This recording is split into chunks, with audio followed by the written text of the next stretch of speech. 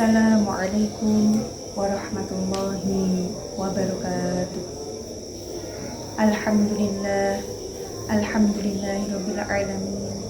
Wassalatu wassalamu ala asyrafil anbiya'i wal mursalin sayyidina wa maulana Muhammadin wa ala alihi wa sahbihi ajma'in. Amma ba'd. Yang saya hormati kepada segenap pengurus Nahdlatul Ulama Ranting Monot Tulungagung, dan yang saya hormati pastinya sahabat-sahabati rahimakumullah. Di sini saya mewakili dari Ranting Gilang akan sedikit menyampaikan dari hamba yang bersyukur. Sebelum kita berjalannya lebih lanjut, tentunya kita bisa mengetahui terlebih dahulu apa arti syukur. Syukur itu mempunyai arti rasa terima kasih kita kepada Allah Subhanahu wa Ta'ala dan pengakuan atau kesadaran dalam diri kita atas segala nikmat-nikmat Allah yang telah diberikan kepada hambanya.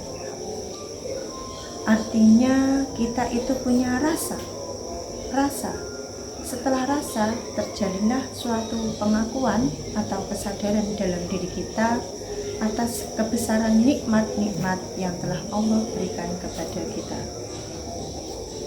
Setelah kita mengetahui tentang arti syukur, tentunya kita mengetahui tentang hakikat-hakikat syukur. Apa hakikat-hakikat syukur itu, sahabat?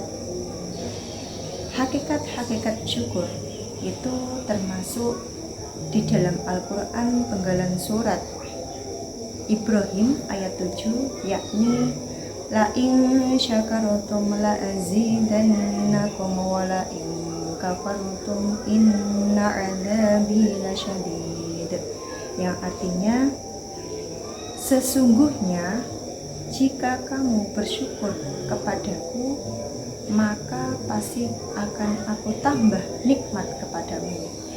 Dan jika kamu mengkufuri nikmatku, sesungguhnya azabku sangatlah pedih. Sahabat-sahabati rahimakumullah, ada 3 bentuk cara bersyukur kepada Allah Subhanahu wa Ta'ala. Yang pertama yakni bil lisan atau dengan cara lisan. Yang kedua yakni dengan cara bil qalbi atau dengan hati. Dan cara yang ketiga yakni dengan cara sikap atau perbuatan. Bentuk cara bersyukur kepada Allah Subhanahu wa Ta'ala yang pertama yakni dengan hati atau bil qalbi.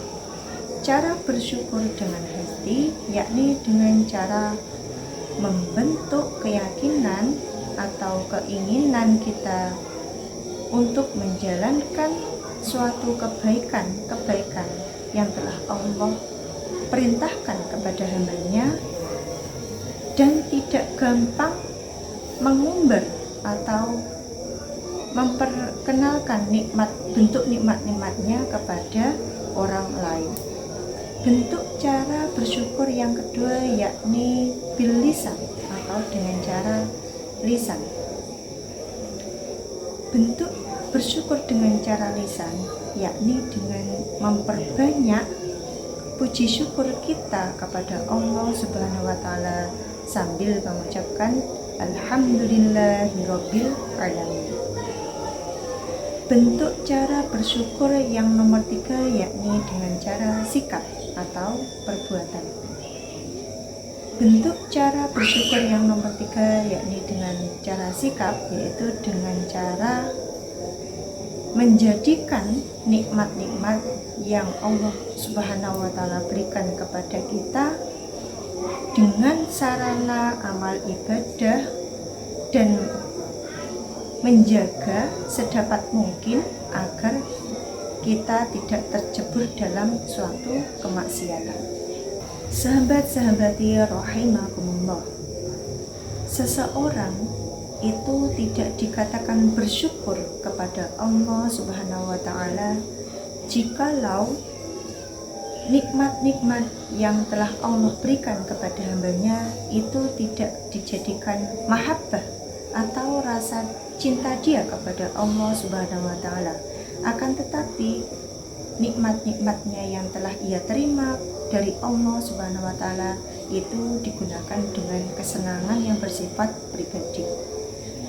Jika nikmat-nikmat yang telah ia terima dari Allah Subhanahu wa taala itu yang mana Allah menjadi murka kepada hambanya, maka sesungguhnya ia itu telah mengkufuri nikmat Allah Subhanahu wa taala. Na'udzubillahi min dzalik.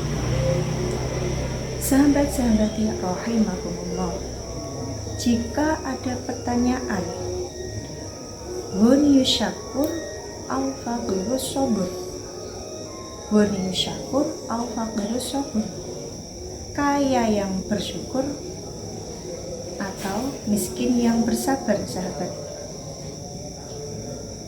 Diriwayatkan dari Abi Hurairah radhiyallahu an, ketika para fakir miskin dari sahabat Nabi Muhammad sallallahu alaihi wasallam itu mengeluh tentang derajat pahala mereka yang kalah dengan orang yang kaya, yang mana orang kaya itu bisa melaksanakan haji, bisa melaksanakan umroh, dan bisa memerdekakan budak.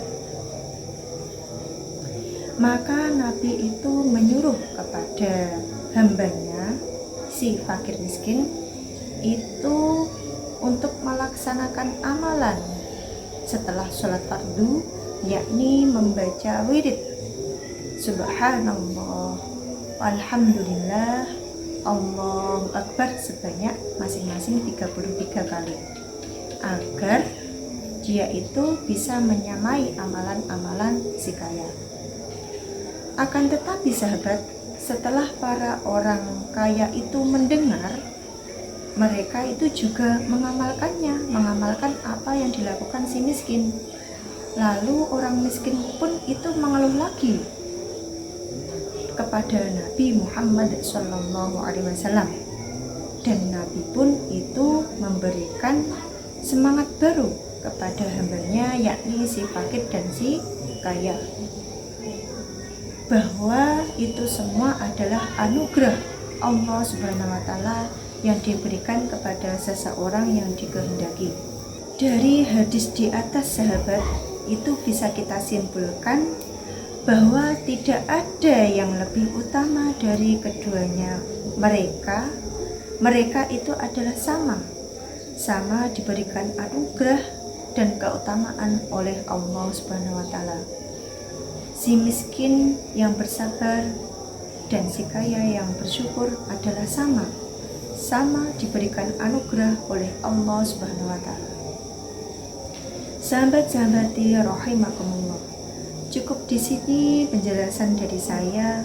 Apabila dari awal hingga akhir terdapat kesalahan, kami mohon maaf yang sebesar-besarnya, karena yang salah itu adalah milik kita dan yang sempurna adalah tentunya milik Allah Subhanahu wa taala. Karena al-insanu mahalul khotor iwan nisyan. Billahi taufiq wal hidayah wal afu minkum. Wassalamualaikum warahmatullahi wabarakatuh.